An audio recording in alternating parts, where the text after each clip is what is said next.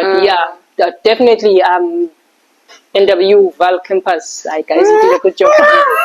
It should be mandatory to learn about CAT tools. So what I'm hearing from you, Sia, is that you're saying as a linguist, AI is very useful for you. It's sort of like a draft or a base for your translation. Yes. But then from the client side, you're saying as a client, use AI just to do small translations here and there, but don't depend on AI to do a whole long document to translate like an official or a company document or whatever. Yeah, I don't think the big AI hype is a threat yet. I think it's just there to assist. Whenever I think of AI, I'm thinking about it to assist me if you need a real time translation, if you need something now.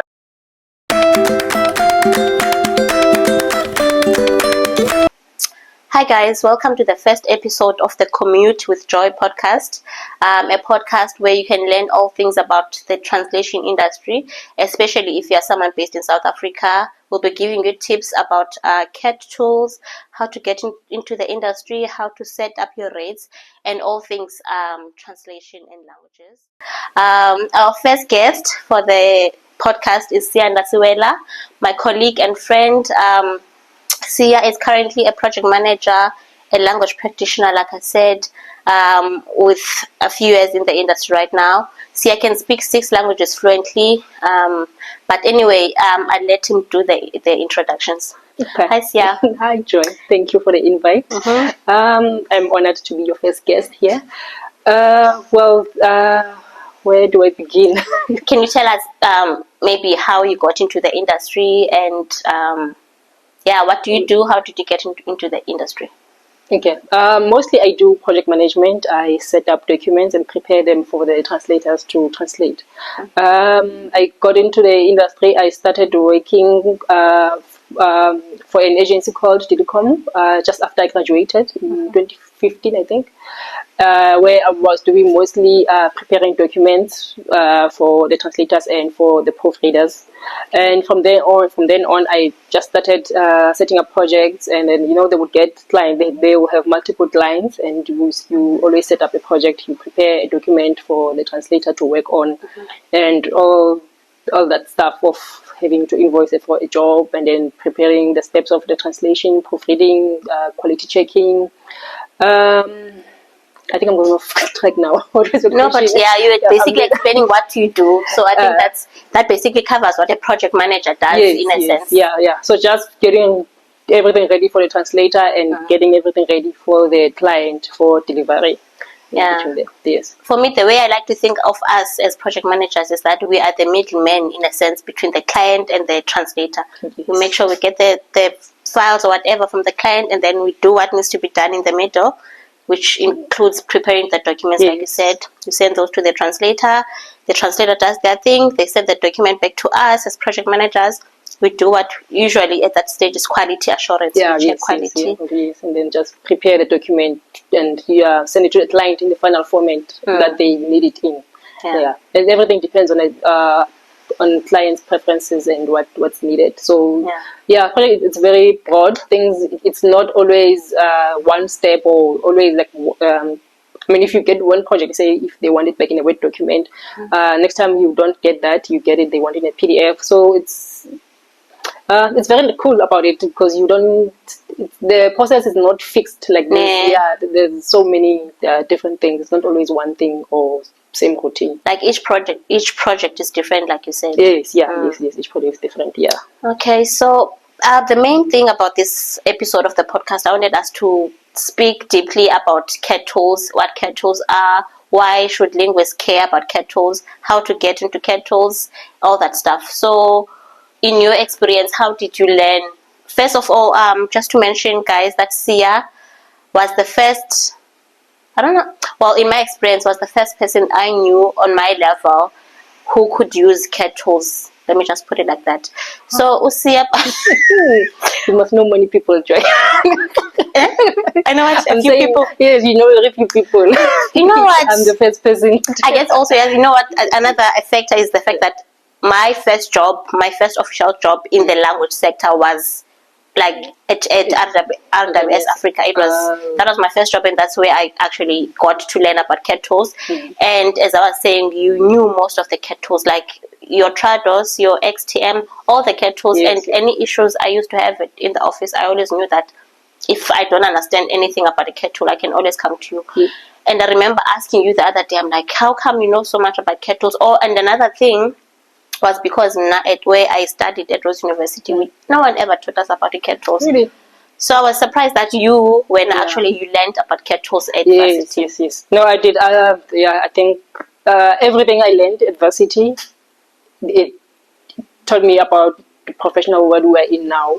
Like, I won't lie. I think if I'd focus more at varsity, maybe I'll probably know more, because they taught us everything from the handling of translations to being the project manager also, because I remember in our third year, we had a module specifically dealing with tools, where we were doing subtitles, and then we were doing tools. Yeah, they taught us Trados, because I remember with the language lab, we had licenses provided for language practice students. What is language lab?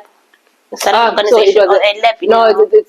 It was our class basically for the language practice students. Yes. Cool. Yeah. So at that time we had 3 CAD tools that were teaching us about Trados, Ostumatu. What is that one, Anthony? Ostumatu. Is that a CAD tool? It is a CAD tool. But it was, you see, I don't like now. I'm kind of new in this CAD tool. Yes, I think it also depends within institution, but I think they invest more in CAD tools. I think Ostumatu, it was if I'm wrong, please correct me, but Northwest University, I think that's their own CAD tool they were building. Yes. They built it themselves. Yeah. I mean, it's been long since I've contacted them, so I'm sure there's a new one now. But definitely, NW Val Campus, guys, you did a good job. Are you promoting them now? I'm promoting them. And the lectures were great. And even the workshop that they hosted for us when we were in our second year, they were preparing us for the real world. Yeah. Actually, the presenter of the workshop was owned in a translation agency, so she taught us everything also about how to get into the industry, and what to do, what to expect. Speaking of which, I think as much as I don't want to sound like I'm ungrateful for the university that I went to and the things that I learned, in my experience, I went to Rhodes University. In my experience, we learned more about the theory of languages, translation, globalization, and how languages interact with politics and everything else. But honestly, we never learned about CAD tools. I won't even run up. Yeah, I think it depends on the do they call it curriculum or what of the university? Of that university. Yeah, yes. I feel like we should go back. Maybe if I had the opportunity to just go back to that. But I think maybe now what's currently happening probably now they have introduced that. Because I think it's a need. It's a necessary to have it included in all the translation or language practice courses. Yeah, it should be mandatory to learn about CAD tools. Because for me, once you pass and then now you are in the industry trying to be, whether you want to be a freelancer or you're working for agencies or you're working full time, maybe for an agency as a translator, you need to know how to use CAD tools. Yes. There's no way around it. You have to. Yeah, you have to. I think mostly, especially in the localization industry, the enterprise companies, the language agencies, the translation agencies, that's where they introduce CAD tools. So if you want to make it in the enterprise localization industry, you're working for the big translation companies like RWS, to mention the few, Transperfect and all those, you really need to know your CAD tools, and you need to understand how to use a CAD tool, how to run your QA checks. And I think once you learn to master one, it's easy to get through all of them. The others. Yeah. So true. Yeah. That has been my experience as well. It's like what is it, like the main point of an interface so it's almost the same. It's like if you use a Samsung, then it won't be difficult for you to learn how to use an iPhone. Exactly. They're basically the same thing. The same thing. Yeah. So definitely. For anyone out there who's like, what are you guys talking about? What are these CAD tools, and why basically should I start using them? What would you say? I think CAD tools, they are there to help make your translation process easier and faster. And I think it declutters your document, because if you get a document from the client that's like 50 pages and it's like in paragraphs, it's very difficult for you to translate all that into, because you might miss some things, you might miss some sentences in between. So if you have a CAT tool, it makes it easier for you to break down your text in chunks, so you can also, so you don't overload your mind when you're translating, focus on one sentence and then and everything like that. So I think for me, it helps with just checking minor things and making sure you are consistent, and it helps especially with maintaining consistency. Yeah, especially for pharmaceutical documents or any document actually, depending on the text that you are handling. So CAT tools are there to make your work faster and to help you catch on errors that you might have missed. Yeah. And anyway, I'm sure most of you guys already know CAT. That CAT stands for Computer Assisted Translation. So in Computer Assisted Translation tool, yes. CAT tool. Yeah. So like for example, if I can just give an example, it's different. If you're translating something on a Word file, then a Word file is not considered a CAT tool. No. Because I know sometimes when people write their CVs, they're like tools. Okay, it's just a tool. Yes. But the interesting, they are, I think with over the years, the types of tasks that we do. Let me say, after the translation has been done, for example, the updates. If a client has made their version, updated their version into a new, like English, especially pharmaceutical documents, they use Microsoft Word documents, but then they use track changes to have those updates to show what changed in here. And I think I'm just coming to the point of saying, if Microsoft Word is a tool, it's really a tool, because some people are not aware that you can use track changes on a Microsoft Word. Oh, that's another topic. Yes. Yeah. So it is a tool. It's those features that you must be aware of on any program that you work on, whether it's PDF, whether it's a Microsoft Word. So I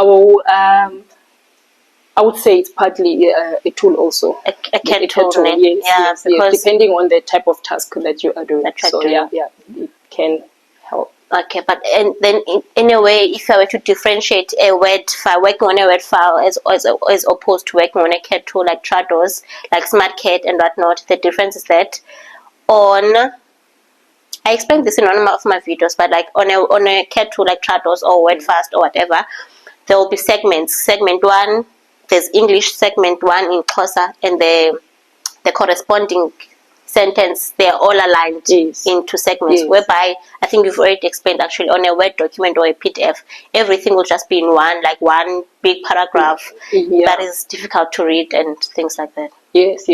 Yeah, I think the whole point of CAT tools is because you can, whatever, if it's a Word or PDF, you can export that document from a CAT tool into a Word document.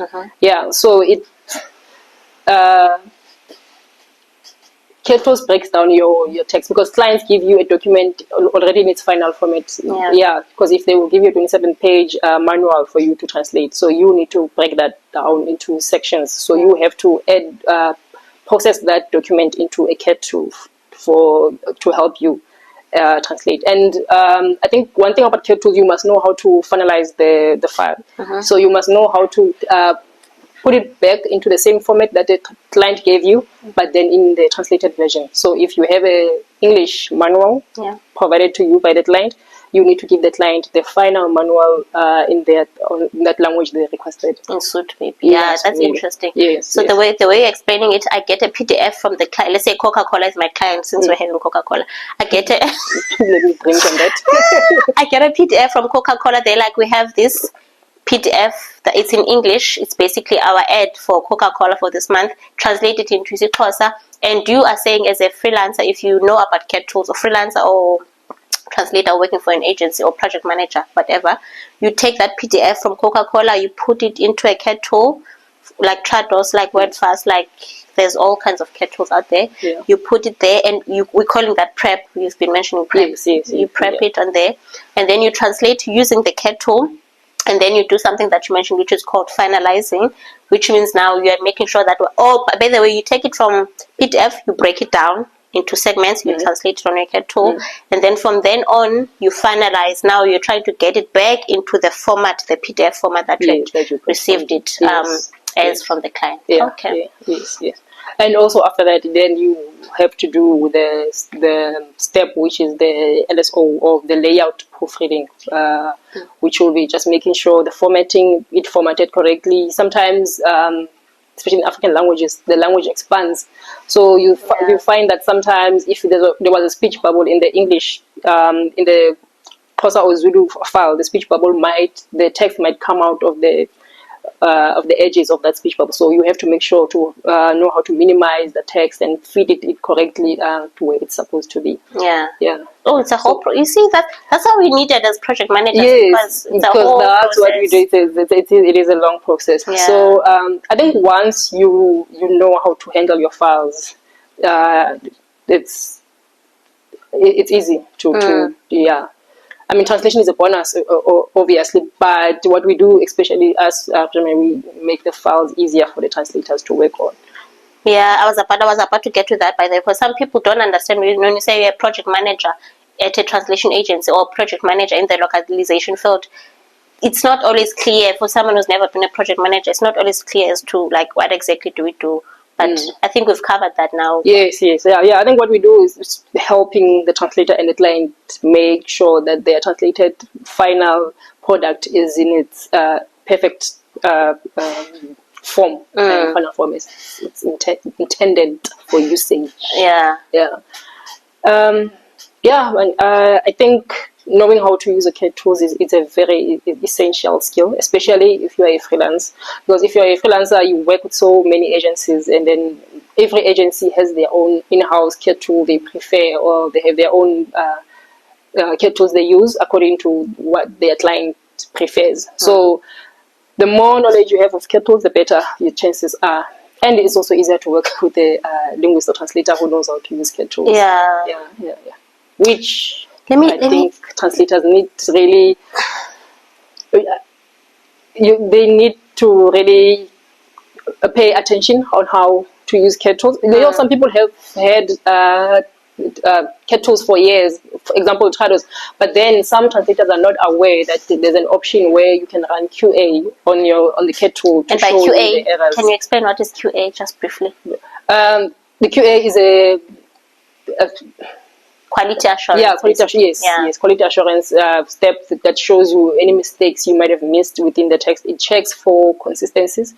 So consistency, things like if you translated a word, say water as amanzi in the previous segment, and then in another segment you're gonna translate it as a different word. It shows you that to look out to go fix such errors. And if you miss the full stop, you miss this, you have a double space, you have an extra punctuation mark in your target. It helps a lot. Especially, I think what you mentioned about spaces and full stops and whatnot, those are things that when as a person it's difficult for you to notice them. Yes. Especially if you're working with a big text like 40 pages or whatever. Yeah. And then I think translators, they focus more on just translating. Sometimes I think translators, they forget to check that those minor things, those especially the spacing, it's really it causes an issue, especially on some CAT tools, because you can't maybe finalize the file because there are those errors, like the also the extra punctuations and things like that. So it's really important to, and every CAT tool has its own QA option feature. So you need to look out for those things when you're working on CAT tools. Okay. Let me just see what other questions I had written here. We've covered a lot of these ones. How did you get into the industry? Let's see. And I think the best way to get into the industry, especially if you are a student or if you just completed your studies, is to try and work for a translation agency. I know in South Africa there's very few of them, and translation at the beginning there won't be enough money because they are small agencies. They're also struggling. But the best way to learn about the industry, I would say, is to work for a translation agency. Okay. And nowadays, I think it's easier. There's so many information online, and there's so many portals where you can register or create a profile as a freelance translator or freelance linguist. Can you drop those names, by the way, just randomly, if you can think of any portal that people must register to? Like if you're a freelancer, what platform must I be registered with? I think also RWS, they have, if you go on their website, on careers. You mean an agency, like an agency to work for, I saw. Yes. Because now I was thinking more about pros.com.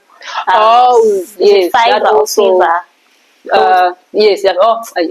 Yeah, those are also very important. Also, those are specifically for freelancers that are kind of independent, and then you're still independent. But then I think what you were saying, to register with RWS, Accolade, yes, TransPerfect, or you name it, basically the agencies that you can send your CV to. Actually, every agent, I think all the big agencies, if you go on their website, there is an option where you can create your own profile and apply as a freelancer. Yeah, but you are right. ProZ, you really need to be registered on ProZ because that's where clients look for freelancers for whatever language they are looking for. I think, by the way, to add to that, ProZ, that's mainly for if I'm just an independent person looking to work with a freelancer without going first to an agency, so that the agency can handle that for me. That's the difference between being registered with Is it pros.com? We miss a government, ProZ, whatever.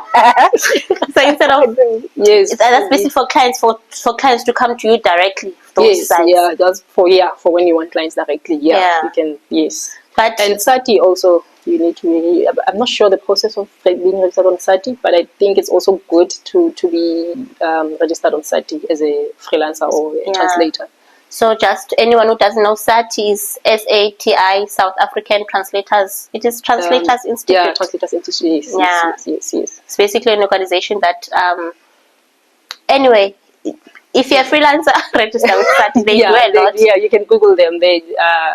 I think they should be also working on promoting translation work and translators. So it's also nice for your CV to be registered or for an organization or be affiliated for anything. Exactly, which is like an official translation or languages organization in your country. So SATI is one of those. So it's yes.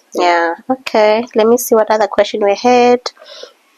What are some CAT tools that you think every linguist should get familiar with, and why? And then another one is, any tips for someone starting out and wanting to build their CAT tool proficiency? I think we've answered that. This one is interesting. What's something about your job most people wouldn't expect? Stressful. But isn't that people expect project management to be stressful, don't they? I don't know anyway. From the outside perspective, someone who hasn't been a project manager. Yeah, I think because you are dealing with two sides of people, dealing with linguists and then dealing with the client on this side. So that's the difficult part of being the project manager, because you have to now understand the translator's concerns and queries and complaints, and you have to the client also has their own complaints. It's being in the middle, being the middleman. I feel like you're being pulled now. Yes, it's like there's so many having to deal with the translators who are late, who did something wrong, having to deal with difficult clients sometimes. What are those difficulties? I was about to say, what are those difficulties that you normally get with clients? They don't want to pay. I think also, I don't think clients are aware how expensive translation is. They don't get it. They're like, you're just putting something from English to Xhosa. What's the big exactly. Who can do that for me? They don't understand the whole process. Exactly. Translation is very expensive. I mean, for translators actually, because as much as you think just changing something from English into Xhosa, it's not as easy as you think, because now you have to think about your target audience. You have to think, how are you going to translate this? And because at some point, translation is also a writing skill. Because there's knowing how, creativity is knowing how to write, knowing how to handle the source text and then handle it for the for the readers of that specific language. So those kind of things, it's I think sometimes it's mentally draining also for the translator to be yes, and that's where sometimes CAT tools help them. You get used to it, and then you still have your previous translation saved on your CAT tool and things like that. So you can still reuse your old translation that you have had. So it's, and also having a CAT tool is expensive. I think clients must know that also because CAT tools are not cheap. They are free ones. I was about to say because here we're all about plugging people with like things that are accessible. I know that. I wonder because I'm thinking about specific CAT tools now at the back of my mind. I'm wondering if it's free, if it's or not. I guess I can mention them. Oh, XTM is free. Is it? Oh, I'm like thinking about XTM now because I work with XTM. Free, and I think Phrase is also free. Is Phrase free? Sure. I think it's free to a certain extent. Then you have to pay for like most things though. Most things like you get like there's a free version. Yes, I don't mind if there's a free version that I can use for a lifetime, and then if I decide that I like this platform so much, it has helped me so much, then I can pay. But I know that SmartCat does that. I always mention SmartCat because while I was a freelancer, trying to figure out now what is this CAT tool business, I was like, free CAT tools that I can use. SmartCat came up. I created a profile, and then I used it for a little bit, to be honest.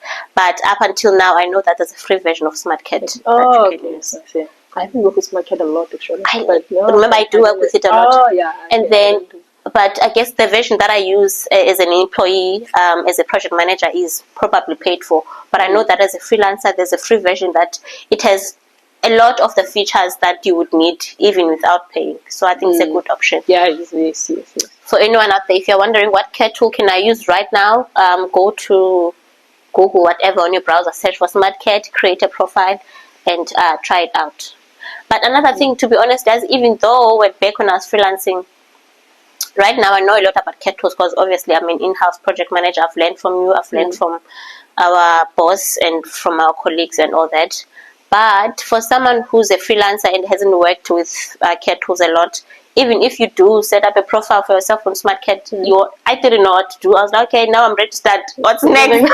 It's like, it's not easy. It's not easy. And sometimes even the instructions are confusing. I think it would help. I don't know how it would, because for me, I learned by doing. By doing the thing. I have a task, I have to prep it somehow, I have to send it to the linguist, I have to use the CAT tools. So I learned best by actually doing the work and working with the CAT tools. There's no better way to learn than just do it and learning on the job. Maybe you should just do a tutorial for SmartCat, how to use it when they have it. But also reading the instructions, it's important.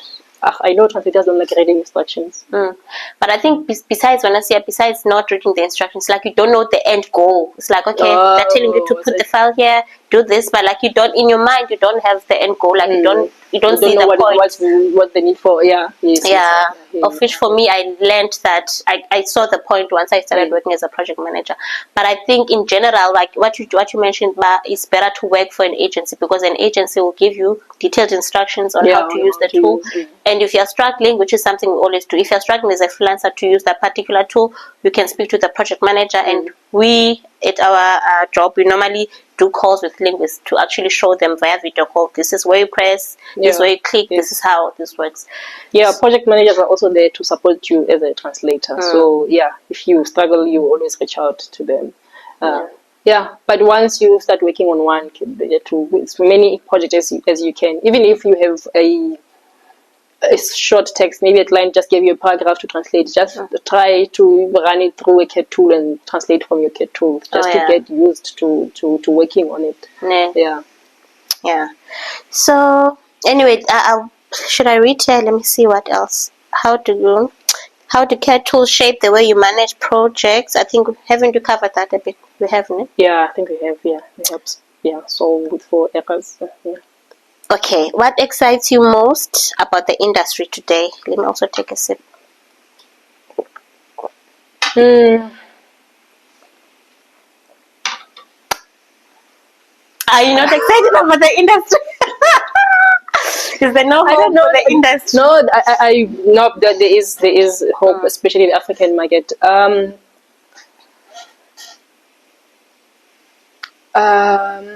I think maybe from your perspective, don't try to make it general, like in general, what is exciting. But for you as a person, maybe what's exciting about the industry or the... I think for me, the interesting from a, I follow a lot of content from the European language industry because they're so advanced more than us here in South Africa. And I look forward to having those improvements in our African languages. For example, the language industry is so broad. The translation industry is so broad also. Having to be working with the localization industry, the media houses. For example, for dubbing, that's not something that's not a lot of people know market. about Yes, not a lot of people. Yes, and I look forward to inventions. People are so threatened about AI, and sometimes I think AI focuses on and I don't think it will ever replace translators, but I think the invention of tools where it will be easier for you to do a transcription in a South African language. Don't mention it. Yeah. Like things like having Siri with Xhosa. Yeah, exactly. So I think I'm excited for seeing language, our South African language in the digital space as broad as the English is, because having appliances in your own language, and also the growth of translators. I think there's so much information out there online, and I think people are being more and more aware of translation. I think people were not aware of translation before. Because I think for me also when I registered at varsity, I didn't want to do translation actually. I did language practice because it was the only course available. Imagine. And I didn't know what it entails. I didn't know if translation is a real thing, like things like that. So I'm excited for the industry. It's gonna grow in the African market, and it will also improve our language. But what I'm worried about is that I think I've had so many issues with translators about the use of language. And I think we are a bilingual country. Multilingual. Yes, we are multilingual.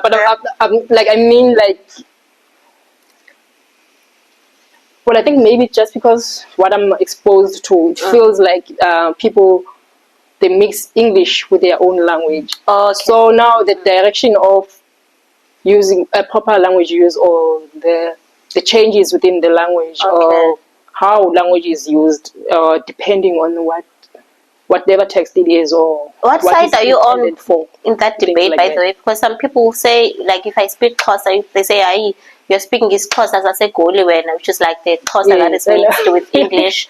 And some people, maybe from Eastern Cape, will say, no, the real Xhosa is the Xhosa that I speak, which is like very, not rigid, but like it's very, we use original words that are in isiXhosa, whereas someone in Johannesburg will use isiXhosa that's mixed with a little bit of English, a little bit of that. What side are you on that debate? Do you care? Difficult.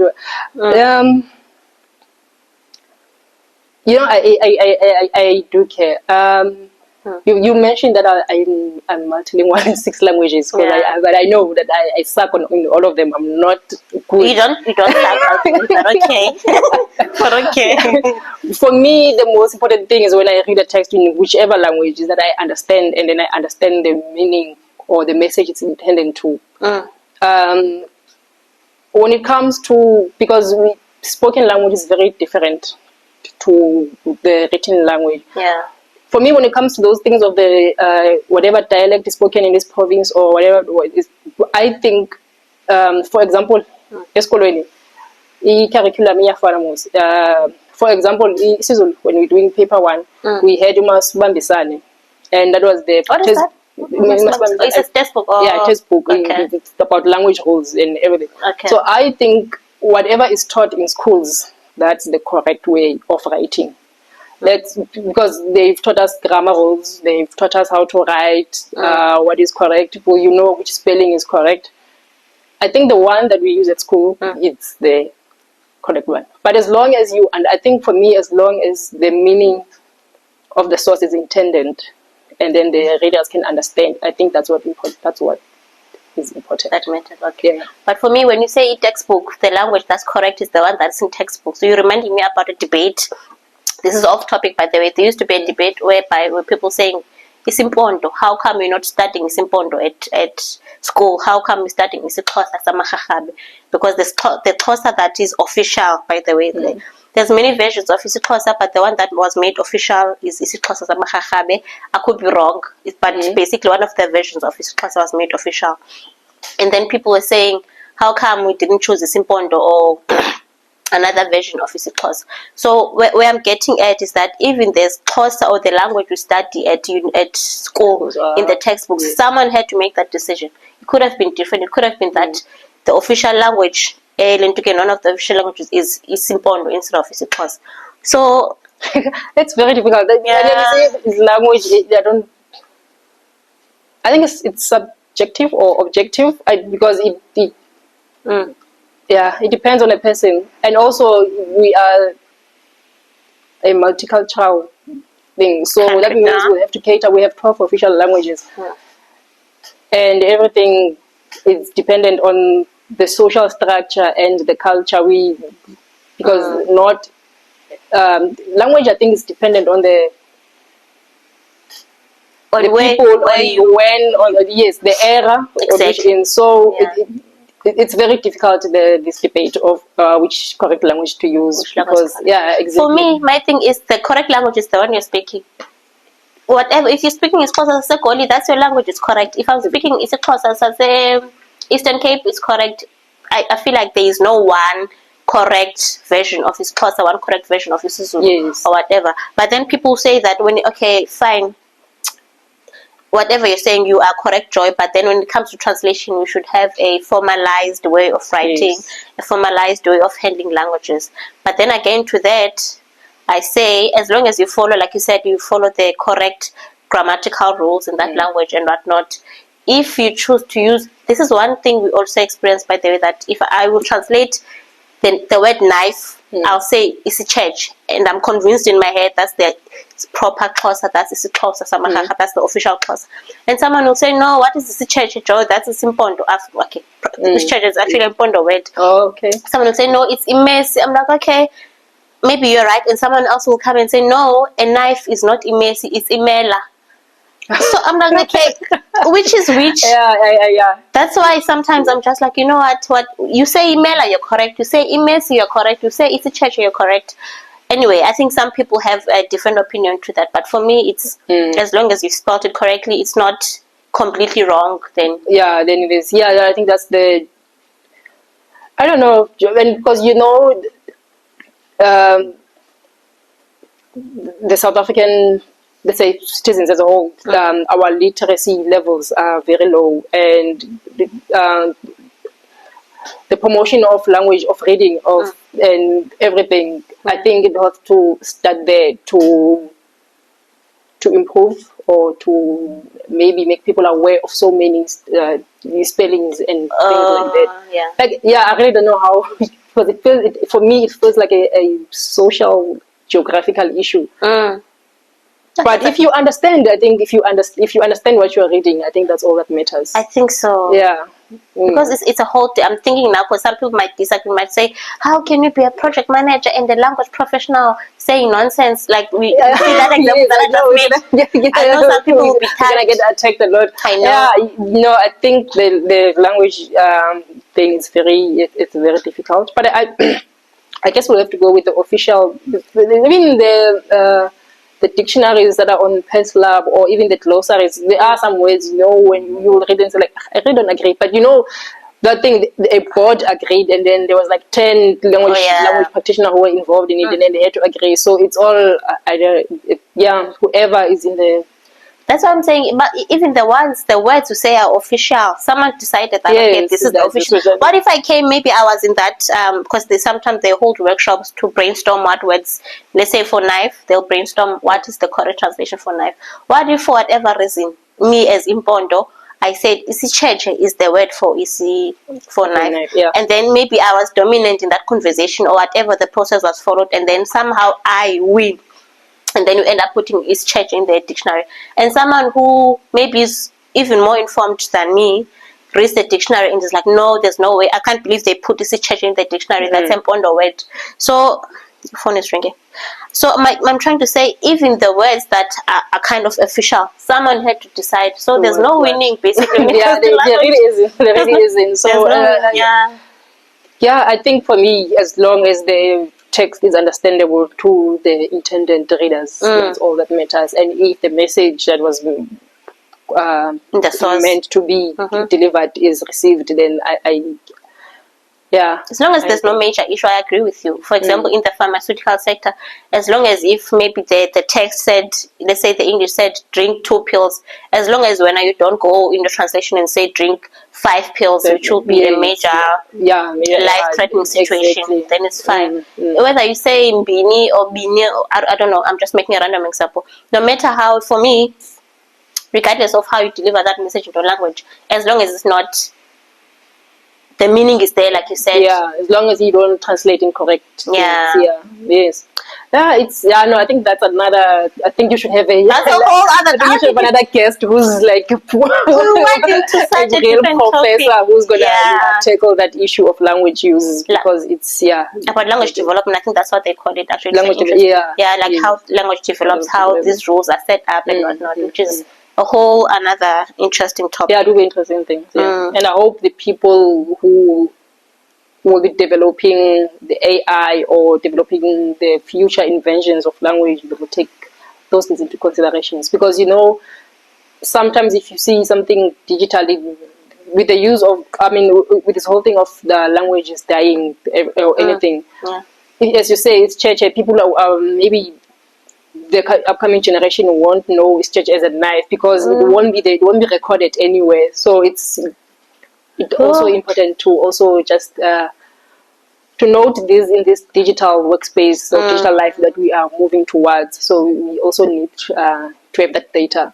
You're making me think now, Sia, deeply. Because now if you say for knife, I'm just making an example, we say we only use official Xhosa, which is maybe email. What about Isicheche? What about Isimpondo? Yeah, exactly. Who's going to keep those words and that data from Isimpondo, for example? Yeah. So after 30 years, people have forgotten, won't even know that they will really literally say it's incorrect. Nah, there's no such word as Isicheche. That's a whole other debate. That's the thing with languages. It's like there's so many, is it facets or whatever? There's so many topics within languages that we could possibly discuss and talk about. Yeah, I think that's the challenging thing about it also. Because even the clients, I think the clients are mostly English speakers. And sometimes you would want to verify the translation against the English or against the English rules. And sometimes even translators, I think sometimes they just give up and they just will translate something as it's wanted in English and things like that. So it's very, and then I think that's why people opt for transliteration also. Yeah, because it's easy, and I think that is a transliteration. Probably be a language on its own, where we will borrow so many words from English. Because now anything we use or do is in an English name. Because these things are developed in English, and sometimes you don't. Instead of developing a word, proper translation in class, we just use the English name. Exactly. Yeah. Anyway, let me see if I had any more interesting questions here. What excites you about the industry? We've talked about that. Must I include this question about AI? So you have a strong interest in AI. How do you see it changing the work we do? I think you've covered briefly about that. Let me just browse through these questions and see if there's one specific one in there. What advice would you would you give to linguists who want to future-proof their careers? Okay, let's talk about AI, and then any advice that you have for linguists so that they can have a thriving career in the language industry. I think AI is also a tool. It will help you. Sometimes when you're trying, when you are translating, you just to have an idea how to translate a word, on how to do something. You can use AI. It will. I think it will help you. Same as machine translation. It will sometimes help you to lead in a direction of your translation of where you want to go, or if it can give you some better words. It's not at this stage. It's not 100% correct, and then it's not suitable for African languages to strictly use AI. Okay. It needs a professional translator or a speaker of that language who will fix any errors that it has. But you cannot just use AI from the start of the document until the end. You need to be working. But I think it's just it's a assistant. I think it's there to assist you. The translation is. Who now? Are you talking as is assisting you as a translator, or are you talking to me as a client?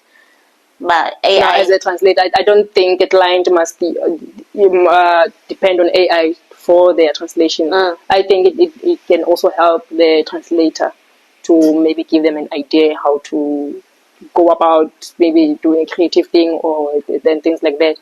Yeah.